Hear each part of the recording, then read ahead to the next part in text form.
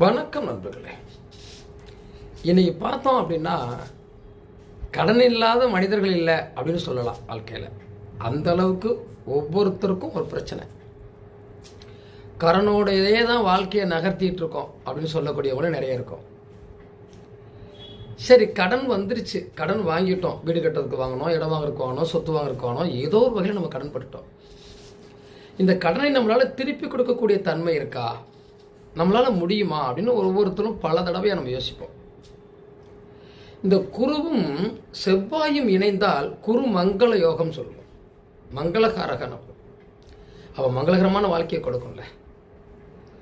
குரு இருக்கிற இடத்துல இருந்து செவ்வாய் மறையாமல் இருக்கார் அப்படின்னா எவ்வளவு பெரிய கடன் இருந்தாலும் உங்களால் கட்டி மீண்டு வர முடியும். கண்டிப்பாக வாழ்க்கையிலே ஜெயிக்க முடியும். பொருளாதாரம் தானே வாழ்க்கை. நிச்சயமாக அது உங்களுக்கு நல்ல வாழ்க்கை.